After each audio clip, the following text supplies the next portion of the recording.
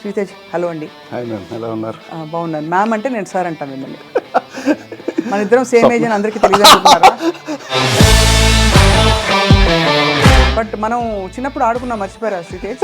నాకు అసలు గుర్తు లేదు, నాకు తెలియదు, నాకు సంబంధం లేదు. చాలా లేట్గా అయినా లేటెస్ట్గా వచ్చాయి మీకు క్యారెక్టర్. బహిష్కరణ ఒకటి చేసిన అండ్ నెక్స్ట్ ఇంకొకటి లీడ్గా చేసిన ర్యాంబో, అది కూడా అప్కమింగ్ ఉంది. అండ్ పుష్పలో అల్లు అర్జున్ గారి చిన్న అన్నయ్యగా చేస్తున్నా. మీరు ఎలా వచ్చారు ఇండస్ట్రీకి అసలు? రవితేజ గారు కూడా ఇలాగే కష్టపడి తిరిగి, కానీ ఇనిషియల్లీ మీకు ఎక్స్పెక్టేషన్స్ రోల్స్ రాకపోవడం, ఇయర్స్ గడిచిపోతున్నాయి, ఇండస్ట్రీలోకి వెళ్ళే లేదు, ఈ పాటికి మంచి జాబ్ వచ్చేది అని. ఫస్ట్ మీ తెర పరిచయం అయింది లక్ష్మీస్ ఎన్టీఆర్ కంటే ముందు. వంగవీటి కంటే ముందు ఒక 3 ఫిల్మ్స్ హీరోగా చేశారు. కానీ వంగవీటిలో నోట్ అయ్యారు మీరు, బాగా స్ట్రాంగ్ గా నోట్. దేవినేని నెహ్రూ గారి క్యారెక్టర్ మీరు. నెహ్రూ గారి క్యారెక్టర్. సో ఆ క్యారెక్టర్ వచ్చినప్పుడు ఎలా ఫీల్ అయ్యారు మీరు? ఇప్పటి నుంచి అప్పుడు ఆఫీసులకు తిరుగుతున్నాను మేడం, అప్పుడు కూడా బాస్ సినిమాల్లో చేయాలని చెప్పి తిరుగుతున్నాను, కానీ ఎప్పుడు. బట్ ఎనీవే ఆ సినిమాలో యాక్ట్ చేసిన తర్వాత మీకు పొలిటికల్ ముద్ర పడిపోతుందని భయమే లేదా? లేదు మేడం, ఆపర్చునిటీ వచ్చింది, ప్రూవ్ చేసుకున్నాను, పేరు వచ్చింది, ఇవన్నీ వచ్చిన తర్వాత ఇంకా. శ్రీతేజ్ గారు చాలా హ్యాండ్సమ్గా మంచిగా ఒక డైనమిక్ లుక్తో వచ్చారని చెప్పి ఎవరైనా మిమ్మల్ని లైన్ వేసారా? లైన్ అంటే అబ్బా, లైన్ వేయడం కూడా తెలియదా?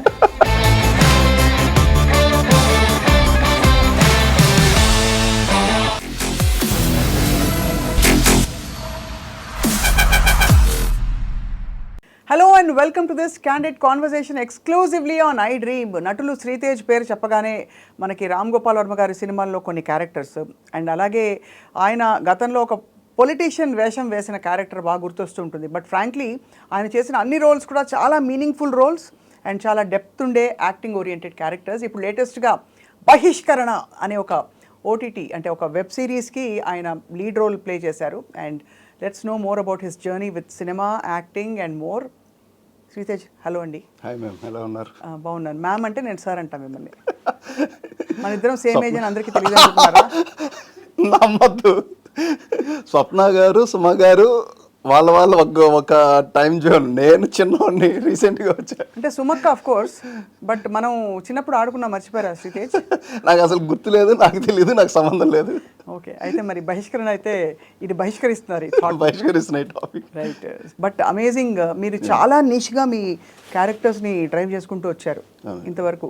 అన్ని ఆపర్చునిటీస్ అంటే ఎలా ఉంది ఇప్పుడు ఫ్రమ్ వేర్ యూ స్టార్టెడ్? ఇప్పుడు బాగా ఎక్కువ పెరిగాయా మీకు? బాగున్నాయి మేడం, ఇప్పుడు ఆపర్చునిటీస్ అంటే బహిష్కరణ ఒకటి చేసిన అండ్ నెక్స్ట్ ఇంకొకటి లీడ్గా చేసిన ర్యాంబో, అది కూడా అప్కమింగ్ ఉంది. అండ్ పుష్పలో అల్లు అర్జున్ గారి చిన్న అన్నయ్యగా చేస్తున్నాను, అది జరుగుతుంది. Your Bunny's elder brother? So happy. నేను బన్నీ ఫ్యాన్ అండి చాలా. అందరూ మేడం, లేని వాళ్ళు ఎవరున్నారు మేడం? కాదు, నాకు అల్లు అర్జున్ గారి గురించి స్పెషల్గా ఎందుకంటే he's a self made star అనిపిస్తుంది. అంటే స్టార్ ఫ్యామిలీ నుంచి వచ్చినా కూడా he has his own style, he has his own ఇది అని. సో పుష్ప, ఇప్పుడు ఈ బహిష్కరణ వెబ్ సిరీస్, ఇంకా ర్యాంబోలో కూడా లీడ్ క్యారెక్టర్. చాలా లేట్గా అయినా లేటెస్ట్గా వచ్చాయి మీకు క్యారెక్టర్స్. మామూలుగా రావడమే ఢామ్ అని రాకపోతే తర్వాత ఆపర్చునిటీస్ సపోర్ట్ రోల్స్కి వెళ్ళిపోతారంటారు. మీకు రివర్స్ అయింది, మీరు రావడం చిన్న చిన్న క్యారెక్టర్స్తో మొదలుపెట్టి ఇప్పుడు రవితేజ గారు. అద్భుతం అండి. రవితేజ గారు ఇన్స్పిరేషన్, చిరంజీవి గారు, మోహన్ బాబు గారు, వాళ్ళందరూ కూడా అలాంటి కష్టపడే వచ్చారు కదా. ఈ రగ్గెడ్ లుక్ భలే డిజైన్ చేసిన లుక్లా ఉంది మిమ్మల్ని. సెట్ అయింది మేడం. సో ఏంటి Bahishkarana, what is the OTT series about? Z5కి వస్తుంది మేడం, రేపు July 19th ప్రీమియర్ స్టార్ట్ అవుతుంది. అయితే ఎగ్జాక్ట్లీ పాయింట్ ఏంటంటే ఇది 90s బ్యాక్డ్రాప్లో జరిగిన కొన్ని రియలిస్టిక్స్ అంశాలని డైరెక్టర్ గారు ఆయన పాయింట్ ఆఫ్ వ్యూలో ఆయనకి తెలిసిన, అంటే డైరెక్టర్ గారు ఊరే అది, ఊరికి సంబంధించిన అంశాలు వాటిని అన్నిటిని క్రోడీకరించి కథగా మలిచి డిజైన్ చేశారు మేడం. సో అంటే జానర్ ఏంటని? జానర్ వచ్చి విలేజ్ డ్రామాలో రివెంజ్ బేస్డ్ అంటే క్రైమ్, కొంచెం యాక్షన్ థ్రిల్లర్ లాంటి. యాక్షన్ ఉంటుంది, యాక్షన్ డ్రామా ఎక్కువ ఉంటుంది మేడం. మెయిన్ డ్రామాకి ఎక్కువ ఛాన్స్ ఉంటుంది. అంటే యాక్షన్ ఉన్నాయి, పార్ట్స్ ఉన్నాయి, బట్ అవన్నీ కూడా ఆ క్యారెక్టర్ పడిన బాధల్ని, ఆ బాధను తీర్చుకోవడానికి కావాల్సిన రివెంజ్ డ్రామా అయింది. రైట్. సో మీకు ఆపోజిట్ లీడ్, ఫీమేల్ లీడ్ అంజలి గారు వేస్తారు కదా? అంజలి గారు అండ్ అనన్య గారు, ఇద్దరు హీరోయిన్లా మీకు? ఫుల్ పండగ అనమాట మీకు. ఏంటి బాగా మంచి పాటలు గిట్లు ఉన్నాయా ఇందులో, లేక పాటలు కూడా ఉన్నాయి? అంటే మాంటాజెస్ పాయింట్ ఆఫ్ వ్యూలో ఉంటాయి సాంగ్స్ అనేవి మీనింగ్ఫుల్. సో ఈ సినిమాకి ఓటీటీలో యాక్ట్ చేయడానికి ఏంటి మెయిన్ తేడా? ఎందుకంటే ఒకప్పుడు సీరియల్స్ అనేవాళ్ళు, సీరియల్స్లో ఒక రోజులో చాలా అవుట్పుట్ తీసేయాలని ఒక తొందర ఉండేది. ఇప్పుడు వెబ్ సిరీస్లో ఎలా అనిపించింది? లేదు అదేం లేదు మేడం, నాకైతే అంటే ఫిల్మ్ మనం 2 అవర్స్లో ఫినిష్ చేస్తాం, దానికి కొన్ని లిమిటేషన్స్ ఉంటాయి, ఆ లిమిటేషన్లోనే కథ చెప్పాలి. వెబ్ కంటెంట్ వచ్చేసరికి డ్యూరేషన్ ఉంటుంది, 30 minutes 35 minutes పెట్టుకోవచ్చు కథని డీటెయిల్డ్గా చెప్పచ్చు. ఇంకా సీరియల్ అనేది ఇంకా డీటెయిల్గా చెప్తారు కదా, మాది 1000 ఎపిసోడ్లు 2000 ఎపిసోడ్లు కాబట్టి దాని డీటెయిలింగ్ కంప్లీట్ వేరే ఉంటుంది సినారియో పాయింట్ ఆఫ్ వ్యూ. ఈ వెబ్ సిరీస్ ఎన్ని ఎపిసోడ్స్? 8 ఆ 10 ఆ? 6 మేడం, 6 ఎపిసోడ్స్. చాలా పెద్ద, అంటే 6 గంటల కథ. గంట ఉండదు మేడం, ఒక్కొక్క ఎపిసోడ్ 35 minutes 40 minutes బిలోలో ఉండొచ్చు మోస్ట్లీ. ఒక 2 సినిమాలు చేసినట్టేనా ఇది? అంతే, ఆల్మోస్ట్ అలానే అంతే. సో ఇది కాకుండా పుష్పలో you have found very very చాలా ఇంపార్టెంట్ క్యారెక్టర్. ఆ క్యారెక్టర్ కాస్టింగ్ ఎప్పుడు జరిగింది శ్రీతేజ్? ఇది అంటే ఇది పార్ట్ 1లో కూడా ఉన్నాను మేడం. ఉన్నారు గుర్తుంది, కానీ చాలా తక్కువ ఉంది మీ క్యారెక్టర్. నాకు గుర్తుంది మీరు ఇంకా ఉండవలసిందని ఫీల్ అయ్యారు, బట్ పార్ట్ 2లో వస్తుంది అప్పుడే చెప్పారు నాకు గుర్తు. అవును. సో మరి ఈ పార్ట్ 2లో ఎలా ఉంది మీ క్యారెక్టర్? ప్రజెంట్ ఇది ఇప్పటివరకు షూటింగ్ జరిగినంత వరకు బాగానే ఉంది మేడం, అంటే ఇంకా కూడా చేయాల్సింది ఉంది వర్క్, ఇంకా అది కూడా కంప్లీట్ అయితే తెలుస్తుంది. మీకు అల్లు అర్జున్కి ఉన్నాయా సీన్స్ ఉన్నాయన్నారు? ఎలా అనిపించింది అసలు ఆయనతో వర్క్ చేయడం? అంటే ఫస్ట్ ఆఫ్ ఆల్ పుష్ప 1లో యాక్ట్ చేస్తున్నాను అప్పుడు తెలిసినప్పుడే the way of dedication, Allu Arjun గారి డెడికేషన్ కానీ ఆయన పెట్టే ఎఫర్ట్ కానీ, అంటే ఏదో కొత్తగా చేయాలి అంటే ఆయన అప్పటికి చాలా సినిమాల్లో చాలా ప్రూవ్ చేసుకున్నారు, బట్ ఇంకా ఏదో చేయాలని ఆ తపన అంటే ఆయనకే అంత తపన ఉంటే కొత్తగా వచ్చేవాళ్ళు మనం ఏం చేయాలి, మనం పైకి రావడం కోసం ఎంత కష్టపడాలి. నాకు సెట్స్లో కూడా ఆయన ఒక మాట చెప్పారు, నేను ఇలా బహిష్కరణ అండి ఇలా చేస్తున్నాను సార్ లీడ్గా అని చెప్తే, చెయ్యాలి బాగా కష్టపడండి, మన తెలుగు సినిమా ఇండస్ట్రీని ఇండియన్ ఇండస్ట్రీకి తీసుకెళ్ళాలి, మీరందరూ బాగా కష్టపడాలని ఆయన చెప్పిన వర్డ్స్ నాకు చాలా బాగా అనిపించినాయి. అంటే లోపల వాళ్ళ జీలు ఇంకా పైకి ఇంకా ఏదో మన తెలుగు సినిమా ఇండస్ట్రీని ప్రపంచవ్యాప్తంగా ఇప్పుడు ఆల్మోస్ట్ తీసుకెళ్ళిపోయాం, కల్కితో తీసుకెళ్ళాం, బాహుబలితో తీసుకెళ్ళాం, నెక్స్ట్ పుష్పతో తీసుకెళ్తాం. అలాగా ప్రతి ఒక్కళ్ళు కష్టపడితే డెఫినెట్గా ఆ రేంజ్కి మన తెలుగు సినిమా ఇండస్ట్రీని తీసుకెళ్ళచ్చు అనే వర్డ్స్ బాగా నచ్చినాయి మేడం. బాగా నచ్చాయి. అండ్ ఆల్సో ఆయన నేషనల్ అవార్డు అందుకోవడం అదొకటి గ్రేట్ అండి, అంటే లాస్ట్ టైం మనం మాట్లాడుకున్న తర్వాత జరిగిన పెద్ద డెవలప్మెంట్ అది. But really he's stylish and natural, చాలా న్యాచురల్ యాక్టింగ్ ఉన్న స్టార్. సో ఇవి కాకుండా అసలు శ్రీతేజ్ని ఎప్పుడు మీరు బాగా తెలుసు, కానీ ఐ నెవర్ ఆస్క్డ్ యూ, మీరు ఎలా వచ్చారు ఇండస్ట్రీకి అసలు? నేను 2006లో వచ్చాను మేడం యాజ్ అసిస్టెంట్ డైరెక్టర్, అంటే యాక్టర్గానే ట్రై చేస్తున్నాను. ఆ టైంలో నాకు ఆపర్చునిటీస్ దొరకలా, బట్ ఇలా ఫిలిం నగర్లోనే ఫ్రెండ్స్తో మాట్లాడుతూ ఉంటే తిరిగిన టైంలో అప్పుడు చెప్తున్నారు అందరూ రవితేజ గారి గురించి, మెయిన్లీ అప్పుడే ఎక్కువ వచ్చింది మేడం. రవితేజ గారు కూడా ఇలాగే కష్టపడి తిరిగి అసిస్టెంట్ డైరెక్టర్గా వర్క్ చేస్తూ అలాగే ఇండస్ట్రీలో సస్టైన్ అవుతూ అలా ఆయన పైకి వచ్చారు అనగానే ఇంకా నేను ఇండస్ట్రీలో ఉండాలని ఫిక్స్ అయ్యాను. కానీ అది ఎన్ని సంవత్సరాలు పట్టిద్దో నాకు తెలియదు, కానీ ఇక్కడే ఉండాలి, నేను ఈ సినిమా రంగానికే నేను అంకితం అయిపోవాలన్నది నాకు తెలియకుండా అది లోపల నన్ను నడిపించింది మేడం. ఇంకా అది ఫిక్స్ అయిపోయాను. ఇంకా అలాగా ఆడవారి మాటలకు అద్దాల వేరే ఆఫీస్కి రెగ్యులర్గా వెళ్తూ అసలు వదలకుండా అలా తిరుగుతూ ఉంటే నీకు యాక్టింగ్కి అయితే ఏం స్కోప్ లేదని అన్నారు, లేదా అప్రెంటిస్గా అయినా వస్తాను అది అని అడిగితే ఇంకా అయితే లొకేషన్కి రమ్మని చెప్పారు. ఇంకా అలా కంటిన్యూ అయ్యాను మేడం అక్కడి నుంచి. కానీ ఇనిషియలీ మీకు ఎక్స్పెక్టేషన్స్ రోల్స్ రాకపోవడం, టైం పట్టడం, అప్పుడు డిసప్పాయింట్ అయ్యేవారా బాగా? లేదు మేడం, ఎందుకో అది అనిపించలేదు. అంటే నాకు అనిపించలేదు మేడం, ఏదో చెయ్యాలనేది లోపల ఎక్కువ ఉంది, డిసప్పాయింట్మెంట్ అనేది తెలియలే. ఇప్పుడు మా నాన్నగారు వాళ్ళు ఫీల్ అయ్యేవాళ్ళు, అంటే ఇయర్స్ గడిచిపోతున్నాయి ఇండస్ట్రీలోకి వెళ్ళావు, లేదా ఈ పాటికి మంచి జాబ్ వచ్చేది, అంటే మా నాన్నగారు పోలీస్ ఆఫీసర్గా చూడాలని నన్ను ట్రైన్ చేశారు అన్నిట్లోనూ. Volleyball south zone, central zone ఆడాను, అండ్ ఎన్సీసీ చేశాను, మార్షల్ ఆర్ట్స్ బ్లాక్ బెల్ట్, అన్ని ఫుల్ ట్రైన్డ్ అయి ఉన్నాను మేడం. You know karate? మీకు కరాటే వచ్చు కదా? వచ్చు కదా. బాబోయ్, మీకు నిజమైన కరాటే వచ్చేమో, నాకు ఉత్తుత కరాటే వచ్చు. బ్లాక్ బెల్ట్ మీరు? నేను black belt madam. Black belt అంటే అని మొన్నే సుమన్ గారితో మాట్లాడాను, చూసాను మేడం. చూసారా ఇంటర్వ్యూ? ఆయన బ్లాక్ బెల్ట్ ఆయన అని చెప్పారు చాలా. బట్ ఆయన విజయవాడ వచ్చి డెమోస్ చాలా మందికి ఆయన చేతితో బ్లాక్ బెల్ట్స్ ఎన్ని ఇచ్చినవి ఉన్నాయి మేడం, నాకు తెలుసు అవన్నీ. మీరు ఏమేమి పగలగొట్టారు ఇంతవరకు? పగలగొట్టడం అంటే ఇటుకలు? ఇటుకలు అన్ని కామనే మేడం, చాలా కామన్ అవి. అది కొద్దిగా మనం బ్రౌన్ డౌన్ కాదు, ముందు గ్రీన్ డౌన్లోనే పగలగొట్టచ్చు, అంత పవర్ వచ్చేస్తుంది. అంటే విజయవాడలో మంచి ట్రైనర్స్ ఉన్నారు మేడం, మార్షల్ ఆర్ట్స్కి ఎక్స్ట్రీమ్ లెవెల్ అనమాట. ఇంకా రియలిస్టిక్ స్పేస్లో ఉంటుంది. మనం ఒక 20 అడుగుల అంతస్తులోంచి కిందకి దూకేచ్చు రియల్గా. అంటే అలాంటి హార్డ్ కోర్ ట్రైనింగ్ ఇచ్చారు మాకు. అంత స్ట్రాంగ్గా నేను దూకాను మేడం. అంటే మరీ 20 అడుగులు దూకలేదు కానీ ఒక 12, 10 అంత పైనుంచి అయితే దూకేసేవాడిని. దూకి అంటే మీ యాక్టింగ్ కోసమా? యాక్టింగ్ కోసం ఇంకా ఆ టాలెంట్ ఇంకా ఇంతవరకు రాలేదు. అదే నెక్స్ట్ అది అలాంటి ఒక వెబ్ సిరీస్ వచ్చి యాక్షన్ బేస్డ్ ఉండాలి. యాక్షన్ బేస్డ్ మీరు ఒక మార్షల్ ఆర్ట్స్ ట్రైనర్ అండ్ మీ ట్రైనింగ్ కోసం రివెంజ్ తీసుకోవడానికి ఎవరో వస్తారు అండ్ అదే టైంలో మీరు వెళ్ళి కాపాడతారు. అలాంటిది ఏమైనా వస్తే బాగుంటుంది. ఎగ్జాక్ట్లీ అలా టోనీజా ఉంటాయి చూడండి, ఆ కైండ్ ఆఫ్ నాకు ఇష్టమైన జోనర్. సో అలా మీకు వాలీబాల్, స్పోర్ట్స్, మార్షల్ ఆర్ట్స్ ఇవన్నీ నాన్నగారు వాంటెడ్ యూ టు బి. ఏం చేసేవారు నాన్నగారు? Farmer, agriculture farmer. చిన్నప్పుడు అయితే సినిమాల్లోకి ఎందుకు రా ఇవన్నీ అని అనలేదు? లేదు మేడం, విజయవాడ అంటే బేసిక్గా ఫిల్మ్స్ చాలా, అసలు మెయిన్ ఎంటర్టైన్మెంటే ఫిలిమ్స్ కాబట్టి బాగా ఇంట్రెస్ట్ ఉండేది.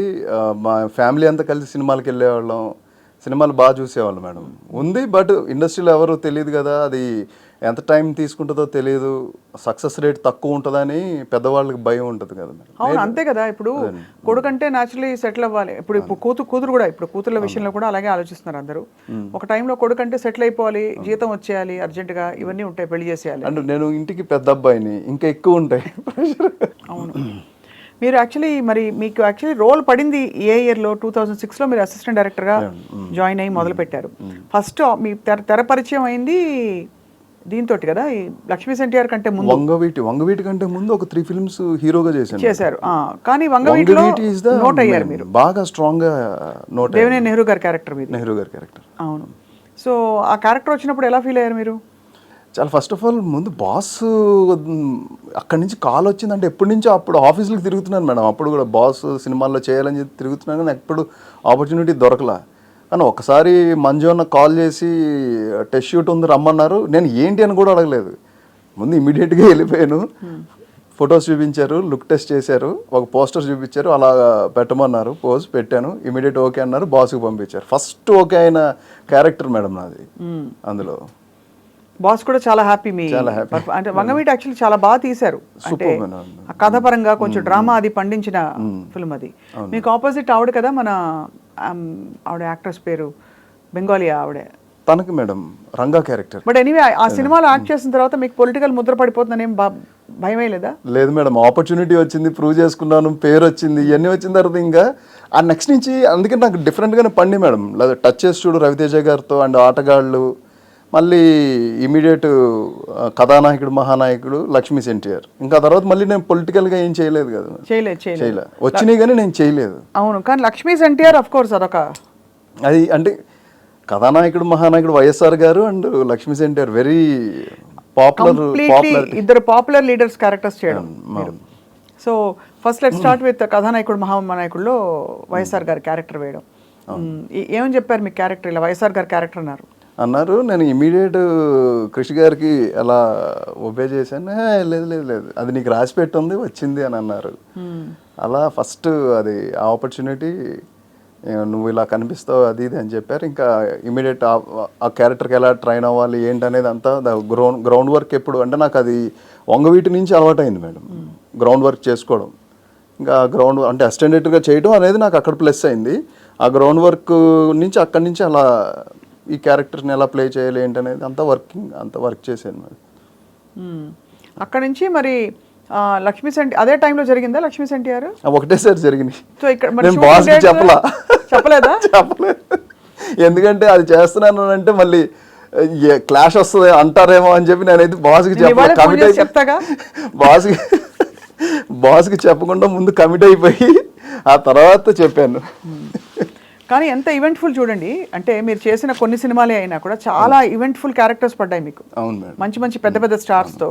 సో మరి ఇందులో వేసినప్పుడు మీకు మేనరిజమ్స్ చెప్పించారా లక్ష్మీ ఎన్టీఆర్లో చంద్రబాబు నాయుడు గారి క్యారెక్టర్? దానికి కూడా అంటే నేను సెల్ఫ్గా అప్పటికే బోల్డ్ అండ్ పేపర్స్, ఆయన వీడియోస్ అన్నీ కూర్చొని రోజు గంటల తరబడి ఆయన వీడియోస్ చూడటం అండ్ ప్రతి ఆన్లైన్లో ఉన్న ప్రతి ఫొటోస్ ప్రింట్అవుట్లు తీసుకొని రోజు ఇంట్లో పెట్టుకునేవాడిని మేడం. ఎక్కడున్నా సార్, క్యారవాన్లో ఉంటే క్యారవాన్లో ఫొటోస్ ఉండాలి. ఇంకా నాకు ఆ క్యారెక్టర్ చేస్తున్నా, కమిట్ అయ్యాను, ఆ కమిట్ అయిన దగ్గర నుంచి ఇంకా ఆయనే ఉన్నారు కంప్లీట్ నా ఎంటైర్ డేలో.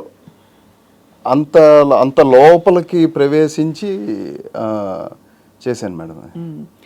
మీరు మధ్యలో మనం అప్పుడప్పుడు కలిసినప్పుడు మీరు ఇలా ఇలా అనేవారు. అంటే కొన్నాళ్ళు ఆ బాడీ లాంగ్వేజ్ ఉంది, దాన్ని మళ్ళీ తీసేయడానికి టైం పట్టింది. ఓహో, ఉండిందా కొద్దిగా అది పోలేదు మేడం. అది నాకు, నేను దాంట్లోంచి బయటకు రావడానికి చాలా హోంవర్క్ చేశాను ఆ టైంలో. అంటే ఆ పార్టీకి సంబంధించిన నాయకులు కానీ ఆయన్ని డైరెక్ట్గా తెలిసిన వ్యక్తులు చెప్పారు వచ్చి ఇలా మీరు కరెక్ట్గా బాగా చేశారని? బాగా చేశానని చాలా మంది చెప్పారు. చాలా మంది. అలాగే వైఎస్ఆర్ గారి క్యారెక్టర్ కూడా మీరు బాగా చేశారని, అంటే చాలా తక్కువ టైం కనిపించినా కూడా ఇంపాక్ట్ఫుల్గా ఉండింది మీ ప్రెజెన్స్. అవును మేడం. యా, వీటన్నిటికీ శ్రీతేజ్ మీకు టైంకి డబ్బులు ఇస్తారు వీళ్ళందరూ సినిమా వాళ్ళు? పర్వాలేదు. అంటే చాలా డెలికేట్ క్వశ్చన్, కానీ ఎందుకు అడుగుతున్నానంటే న్యూ కమర్ అన్నప్పుడు న్యాచురల్లీ అందులో మీకు సినిమా బ్యాక్గ్రౌండ్ లేదు కదా. అవును. సో ఇనిషియల్ డేస్లో కొంచెం మనం అడగడానికి జంకుతాం, ఆ తర్వాత ఇబ్బంది అవుతుందని చెప్పి చాలా మంది చెప్పుకోగానే విన్నాను. సో మీకు అలాంటి ప్రాబ్లం ఎప్పుడు రాలేదా? అంటే వచ్చినాయి, కానీ ఇంకా సముద్రంలో ఎదుగుతున్నామని తెలిసినప్పుడు భరించాలి మేడం కొన్ని. అందుకనే వచ్చిన ఎకానమీని జాగ్రత్తగా పెట్టుకుని, ఆ వచ్చిన వాటితో ఎంత జాగ్రత్తగా పెట్టుకుని ట్రావెల్ అవుతున్నాం అనేది చాలా ఇంపార్టెంట్ మేడం. ఇప్పుడున్న ఫిల్మ్ ఇండస్ట్రీకి రావాలనుకునే ప్రతి ఒక్కళ్ళు కూడా, సరే ఒక 1 lakh వచ్చిందని అంటే ఆ 1 lakh వచ్చేసింది కదా అని చెప్పి ఫోన్స్ కొనేసుకోవాలో లేదా బట్టలు కొనేసుకోవాలో అని చెప్పి ఎక్స్ట్రీమ్ లెవెల్ ఖర్చు పెట్టేస్తే మాత్రం చాలా ఇబ్బంది పడిపోతారు. ఎందుకంటే నెక్స్ట్ ఆపర్చునిటీ ఎలా ఉంటుందో తెలియదు, ఎప్పుడు వస్తుందో తెలియదు, ఆ డబ్బులు కరెక్ట్గా వస్తాయో లేదో తెలియదు. కొంతమంది చాలా కరెక్ట్గా ఇస్తారు, కొన్ని చోట్ల వాళ్ళ యొక్క ఆర్థిక ఇబ్బందుల వల్ల సినిమాలు సరిగ్గా ఆడకపోవడం వల్ల అలా ఏమైనా ఆగదు. ఎందుకంటే ఇక్కడ నెగిటివ్గా ఆలోచించడానికి కూడా లేదు మేడం. ప్రొడక్షన్ చేసిన తర్వాత అది sale point of view producer గారికి చాలా టఫ్ అవుతుంది. అవును, ఖర్చు పెట్టేటప్పుడు ఈజీ, సేల్ పాయింట్ ఆఫ్ వ్యూకి వెళ్ళేసరికి చాలా హార్డ్ అవుతుంది. అక్కడ సాధక బాధకాలు చాలా ఉంటాయి, అవన్నీ ఎవరికి చెప్పలేరు కూర్చోబెట్టి. అందువల్ల మన ఇండస్ట్రీలో అది అందరికీ జరిగేదే. ఏదో నేనే కదా, పెద్ద పెద్ద హీరోలకి అందరికీ కూడా జరుగుతుంది అని నేను. కానీ ఒక స్టేజ్ దాటిపోయాక అది ఎఫెక్ట్ చేయదు. ఎందుకంటే ఎకానమీ ఆల్రెడీ స్టాగ్నేట్ అయి ఉంటుంది. అది ₹1,00,000 కావచ్చు, అది ₹1,00,00,000 కావచ్చు, కానీ స్టాగ్నేట్ చేయాలి అమౌంట్ ని. అదే అంటే బేసికలీ మీరు దాచుకోవాలంటున్నారు. 100%. సో మీరైతే దాచుకున్నారు. ఎక్కడ దాచుకున్నారు చెప్తే మేము కూడా వెళ్ళి. స్వప్న అండ్ బ్యాంక్. అంతేనా? కానీ సీరియస్గా సేవింగ్ అలవాటని చాలా మంచి మాట చెప్పారు శ్రీతేజ్ మీరు. అది కానీ ఇప్పుడు మీరు డిమాండ్ చేసే అంత ఇచ్చే పరిస్థితుల్లోకి మీరు ఎదిగిపోయారా? ఇంచుమించుగా కొద్దిగా. అంటే ఇప్పుడు నేను అడిగింది అయితే కొద్దిగా అటు ఇటుగా ఇంత అనుకుంటున్నానండి అంటే, లేదు మేము ఇంత బడ్జెట్ అని అనుకుంటా ఉంటారు. ఆ బార్గెనింగ్ అయితే ఎప్పుడు ఉంటుంది. Right. It's not a demand చేయడానికి. డిమాండ్ సప్లై పాయింట్ ఆఫ్ వ్యూలో మాట్లాడుకుంటే సప్లై చాలా ఉంది. అవును. డిమాండ్ అనేది ఇక్కడ లేదు మేడం. వెన్ డిమాండ్ అనేది ఎప్పుడు అవుతుందంటే మార్కెట్ ఎక్స్ట్రీమ్ లెవెల్ ఉండాలి. అంటే ఒక 5 కోట్లు నా మీద ఖర్చు పెడితే ఒక 15 కోట్లు 10 కోట్లు వచ్చేలా ఉందనుకోండి, అప్పుడు సార్ నాకు ఇంత ఇవ్వండి అని అడగడానికి కూడా ఒక పద్ధతి ఉంటుంది. ఒక విధంగా చూసుకుంటే శ్రీతేజ్ మీరు అంటే మంచిగా ఎదిగినట్టే. బికాజ్ ఇవాళ మీరు లీడ్ క్యారెక్టర్స్ కి మిమ్మల్ని ఎంచుకుని, ఇప్పుడు మీరు అన్నట్టు 100 మంది ఉండొచ్చు మీలాంటి వాళ్ళు, అంటే బడ్డింగ్ ఆస్పైరింగ్ యాక్టర్స్. బట్ మీరు ఎస్టాబ్లిష్ అయినా కూడా కొత్త పరిచయం, అంటే న్యూ ఇండస్ట్రీకి మీకు ఒక మంచి లీడ్ రోల్ ఇచ్చారంటే యూ హ్యావ్ గ్రోన్ ట్రెమెండస్లీ. అవును మేడం. లేట్గా అయినా లేటెస్ట్గా అయింది. అది కళామ తల్లి బ్లెస్సింగ్ మేడం. అమ్మ బ్లెస్సింగ్స్. నేను అదొకటే బిలీవ్ చేస్తాను. ఎప్పుడైతే మనం బిలీవబిలిటీ అండ్ ఏ ఫీల్డ్లోకి అయితే వచ్చామో ఆ ఫీల్డ్ నమ్మాలి కంపల్సరీ. ఇంట్రెస్ట్, లోపల ట్రస్ట్ చేయాలి. నేను ఎందుకు వచ్చాను, నేను ఏం సాధించాలనుకుంటున్నాను ఏంటనేది లోపల అంతరాత్మక అయినా సరే గట్టిగా చెప్పుకుంటూ ఉండాలి. చెప్పుకుంటూ ఉంటున్నప్పుడు అది ట్రావెల్ చేపిస్తుంది మేడం. అది ఎలా జరుగుతుందో కూడా మనకు తెలియదు. 18 సంవత్సరాలు గడిచిపోయినాయి అంటే ఎలా గడిచిపోయినాయో నాకు కూడా తెలియదు. ఒక్కోసారి అవును అన్ని ఇయర్స్ గడిచిపోయిందా, ఓకే లెట్ ఇట్ బి అన్నట్టు అనిపిస్తుంది, కానీ నాకు వేరే ఏమనిపించలేదు మేడం. ఏదో నేను చాలా కోల్పోయాను అని అసలు ఆ పాయింట్ ఆఫ్. ఎందుకంటే నాతో ఉన్న స్నేహితులు అందరూ కూడా గట్టిగా సెటిల్ అయ్యి అందరూ ఉంటారు.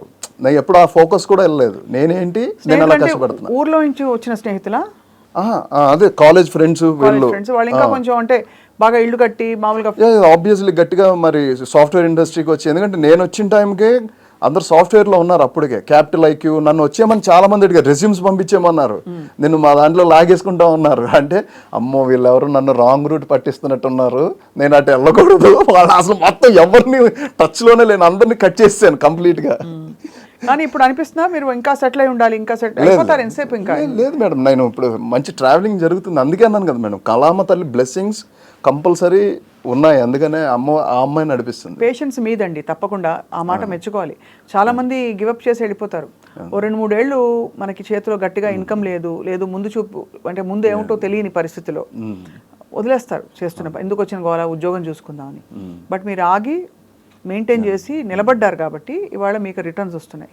అంతే మేడం, అంతే కదా, అంతే ఎగ్జాక్ట్లీ పాయింట్. ఇండస్ట్రీకి వస్తున్నప్పుడు ఎవరన్నా పెద్దవాళ్ళు ఇంట్లో లేకపోతే మీ ఊళ్ళో వాళ్ళందరూ చెప్పారా, నాన్న ఇలా జాగ్రత్త, అక్కడ అంటే మద్యం తాగద్దు, లేకపోతే అమ్మాయిలు ఉంటారు జాగ్రత్త, లేదు ఇప్పుడైతే డ్రగ్స్ కలకాలం ఇవన్నీ చెప్పి పంపించారా? మా నాన్నగారు అంటే ఒకటే నమ్మకం. అంటే మా నాన్నగారు పెంచడం కూడా అలాగే పెంచారు మేడం, చాలా స్ట్రిక్ట్గా పెంచారు. ఇప్పుడు నేను సోకాళ్ళు ఒకటే టైంలో వాలీబాల్ ఆడేవాడిని అండ్ మార్షల్ ఆర్ట్స్ చేసేవాడిని, ఈవినింగ్ పూట డాన్స్ ప్రాక్టీస్కి వెళ్ళేవాడిని, అండ్ నేను భరతనాట్యం నేర్చుకున్నాను, అండ్ ఆంధ్రనాట్యం, కూచిపూడి అన్ని బేసిక్స్ నేర్చుకున్నా. వీటికే టైం సరిపోయేది. వీటి కోసమే డెడికేటెడ్గా ఉన్నప్పుడు ఇంకా డాడీకి నా బిలీవబిలిటీ ఉంది, మా అబ్బాయి చెడు వ్యసనాలకి వాటికి వెళ్ళడు, కానీ జాగ్రత్త అయితే చెప్పారు. వెళ్ళేటప్పుడు మాత్రం జాగ్రత్త అయితే చెప్పారు. నీకు ఏది ముఖ్యం నాన్న, ఇక్కడ చాలా రాంగ్ వేస్ ఉంటాయి, నిన్ను అట్రాక్ట్ చేసే ఆడవాళ్ళు కూడా ఉంటారు, అది ముఖ్యమా నీకు సినిమా ముఖ్యమా? నాకు సినిమానే ముఖ్యం నాన్న. రెండు ముఖ్యం నాన్న అనలేదా? నాకు సినిమానే ముఖ్యం నాన్న అన్న. దట్స్ కరెక్ట్ అన్నారు. అది నాకు గుర్తుండిపోయిందండి, ఎప్పుడో చెప్పిన మాట అది. నాకు అది నన్ను చాలా కరెక్ట్, చాలా మంచి మాట చెప్పారు, మీరు పాటించారు కూడా ఆయన మాట, ఎక్కడ ఆయనకి మాట రాకుండా. బట్ ఎప్పుడైనా అంటే అమ్మాయిలా నేను అన్ను కానీ జనరల్గా మీకు టెంప్టేషన్స్ వచ్చాయా? పార్టీ కల్చర్ ఉంటుంది, పబ్ కల్చర్ న్యాచురల్, అది తప్పని కూడా నేను అంటలేదు, అడుగుతున్నాను మిమ్మల్ని. అంటే ఉంది, కల్చర్ ఉంది కానీ నేను పెద్దగా అటెండ్ అవును. ఏదైనా ఉంటే ఆర్జీవ్ గారి వెళ్తాను కానీ మ్యాక్సిమం ఎక్కడ ఎక్కువ అటెండ్ అవును మేడం, చాలా తక్కువ. ఆర్జీవ్ గారితో కలిసిన తర్వాత మీకు ఎలా, మీ ఆలోచనలు ఎలా మారాయి? వారిని ప్రాక్టికాలిటీ, ఆయన అంటే థింకింగ్ ప్రాసెసింగ్ బాగా మారింది అనిపిస్తుంది. అంటే చూసే విధానం, తెలుసుకునే విధానం, point of view, character point of view, ఆయన దగ్గర నుంచి ఏమైతే ఆయన ఇంటర్వ్యూస్లో చూసి నేర్చుకున్నామో అవన్నీ కూడా నేను క్యారెక్టర్ పాయింట్ ఆఫ్ వ్యూలో ఎలా ఆలోచించవచ్చు, అటువైపు ఎలా పెట్టచ్చు అనే ఫోకస్ ఎక్కువ చేస్తాను మేడం. అలా సో అలా మరి ఇప్పుడు మీరు ఈ వెబ్ సిరీస్ కాకుండా ఇంకా what are you waiting for, అంటే మీ కెరియర్లో ఎలాంటి క్యారెక్టర్స్ వస్తే బాగుంటుందని వెయిట్ చేస్తున్నారు? పుష్పలో మంచి క్యారెక్టర్ పడింది, అలాగే ర్యాంబోలో మీరే మెయిన్ క్యారెక్టర్. ర్యాంబో స్టోరీ ఏంటండి? ర్యాంబో స్టోరీ అంటే అప్పుడే చెప్పకూడదు మేడం, ఇంకా అవ్వలేదు కదా ట్రైలర్. మాకు కెమెరా ముందు కూర్చోబెట్టి మీరు ఎవరికి చెప్పను అంటే టోటల్ రికార్డ్ అయింది కదా మేడం. అదే అక్కడ జోక్ అనమాట. దానికి కూడా లుక్ మార్చారా? దానికి అదొక స్టైల్ మేడం, అదొక రౌడీ షీటర్ బేస్డ్ స్టోరీ. అది కూడా చాలా రియలిస్టిక్గా ఉంటుంది. ఈ వెబ్ సిరీస్ అవకాశం ఎలా వచ్చింది జీ వాళ్ళది? జీ వాళ్ళది ఫస్ట్ ఆపర్చునిటీ వాళ్ళ కాస్టింగ్ కోసం చూస్తూ పిలిపించారు మేడం ఆఫీస్కి, డైరెక్టర్ గారు పిలిపించారు, చూశారు, ఇమీడియట్ నా ఫొటోస్ జీ5 వాళ్ళకి పంపించంగానే అనురాధ గారి దగ్గర నుంచి అందరూ యునానిమస్గా శ్రీతేజ ఓకే ఓకే ఓకే అని చెప్పి ఇమీడియట్గా ఓకే చేశారు. డైరెక్టర్ గారికి కూడా అదే కాన్ఫిడెన్స్ వచ్చింది, అమ్మ ఇంతమంది ఓకే చేశారంటే ఇట్స్ గుడ్ అని చెప్పి ఇంకా అక్కడి నుంచి వర్క్ స్టార్ట్ అయింది మేడం. అయితే మరి ఇంత మీరు స్ట్రగుల్ అవుతూ ఇవన్నీ చూసుకుంటూ వెళ్తుంటే నెలకి ఎన్ని రోజులు మీరు వర్క్ చేస్తున్నారు ఇప్పుడు, అంటే అప్రాక్సిమేట్లీ నెలకి అనేది పాయింట్ ఉండదు మేడం, ప్రాజెక్ట్ వైజ్ అండ్ ఇవి బయటకు వచ్చిన తర్వాత మన మీద ఉండే ఫోకస్ వేరే ఉంటుంది. ఆ తర్వాత కథల్ని ఎలాంటి కథలకి నన్ను చూస్ చేసుకోవడం, రైటర్స్ రాసుకుంటాం, ఈ విధానం అంతా వేరే ఉంటుంది కాబట్టి కొద్దిగా వెయిట్ చేస్తున్నాను మేడం. అంటే టోటల్గా అంటే మీరు చెప్పిన పాయింట్ ఆఫ్ వ్యూలో అయితే అంటే మధ్యలో ఏం 365 రోజుల్లో మహా అయితే నాకు తెలిసి నేను ఎవరన్నా ఒక 100 నుంచి 120 డేస్ బిజీ ఉంటారేమో అనుకుంటున్నాను మేడం. మిగతా డేస్ అంతా ఖాళీ, నేనైతే చదువుకుంటున్నాను. మీరు చదువుకుంటున్నారా? బాబు చిట్టి ఏం చదువుతున్నారు మీరు? స్పెషల్ బీడీ ఎంఆర్ చదువుతున్నాను మేడం. అదేమిటిది? ఎంఆర్ అంటే ఆటిజం పిల్లలు ఉంటారు కదా, ఆ సబ్జెక్ట్. దానికి కారణం అంటే నాకు చదువుకోవడం ఇష్టం బేసిక్గా, చాలా గ్యాప్ వచ్చింది. కరెక్ట్గా లాక్డౌన్ టైంలో ఏం చేయాలి, ఖాళీ టైం అనేది అక్కడ బాగా ట్రిగర్ అయింది మేడం. ట్రిగర్ అయింది సరే అని చెప్పి చాలామంది చాలా సజెస్ట్ చేశారు, ఇలా చదువుకుందాం ఏదో ఒకటి అని అనుకుంటే ఎంబీఏ అన్నారు, తర్వాత ఇంకోటి ఏదో వేరే సబ్జెక్ట్స్ చెప్పారు. మీ గ్రాడ్యుయేషన్ ఎందులో చేశారు? నాది డిగ్రీ మేడం. డిగ్రీ అదే ఎందులో చేశారు? నాగార్జున యూనివర్సిటీ. ఫ్యాకల్టీ సైన్సా? లేదు మేడం, బీకామ్ చేశాక ఇప్పుడు ఎంఆర్ చేస్తున్నారు. ఇప్పుడు ఎంఆర్ చేస్తారు. అది ఎలా అంటే ఏంటి ఆ కోర్సు?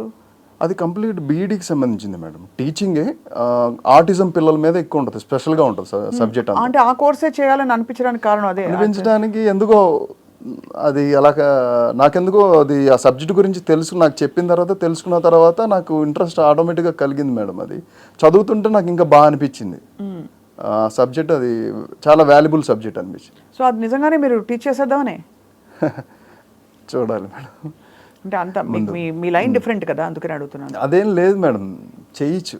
డిస్టెన్స్ ఎడ్యుకేషన్ ఇది కాదు మేడం, డైరెక్ట్గా వెళ్తున్నారు కాలేజ్కి? డైరెక్ట్గా కాలేజ్కి వెళ్ళడం అంటే కొన్ని గ్యాప్స్ ఉంటాయి. అంటే అయిపోయింది ఆల్మోస్ట్, ఇంకొక 3 సబ్జెక్ట్స్ ఉన్నాయి. ఆ 3 సబ్జెక్ట్స్ రాస్తే అయిపోయింది. సో మీరు ఇంకా కాలేజీలో ఉన్నారని టెక్నికల్గా చెప్పుకోవచ్చు. అంతేనా? టీనేజీ కాలేజీ అంతేనా? అంతే, కాలేజ్ అంటే సో ఈ మధ్యన ఈ శ్రీతేజ్ గారు చాలా హ్యాండ్సమ్ గా మంచిగా ఒక డైనమిక్ లుక్ తో వచ్చారని చెప్పి ఎవరైనా కొంచెం మిమ్మల్ని లైన్ వేసారా? లైన్ అంటే అబ్బా, లైన్ వేయడం కూడా తెలియదా? అంటే లైన్లు అంటే చాలా ఉంటాయి, హైవేలో ఉంటాయి, లైన్లు ఉంటాయి, 10 లైన్స్ ఉంటాయి, 4 లైన్స్ ఉంటాయి. అలా కాదు, ఎవరైనా స్నేహితులు స్నేహం చేశారా మీతో? లేదు. మీరు బుద్ధిమంతుడు. నాకు తెలిసిన శ్రీతేజ్ అయితే మీరు బుద్ధిమంతుడు. నేను ఫస్ట్ నుంచి చూస్తున్నాను. అంతే అండి, ఎప్పుడు మీ పని మీరు చేసుకుని వెళ్ళిపోతారు. అది ఆడికి నాకు సంతోషం first of all. So what is your ultimate goal Sritej? మీరు అల్టిమేట్ గోల్ అంటే ఇప్పుడు గోల్ గురించి ఎప్పుడు ఎవరికి చెప్పకూడదని అంటారు కాబట్టి అది ఇన్సైడ్ సీక్రెట్ అండి. అది లోపల జరిగే ఒక ప్రాసెస్. ఇప్పుడు ఒక ట్రావెలింగ్ నన్ను నడిపిస్తుంది, అది ఎక్కడికి తీసుకెళ్తుంది, ఎలా తీసుకెళ్తుంది అని కంప్లీట్ నా హార్డ్ వర్క్ మీదే బేస్ అయ్యింది అనేది.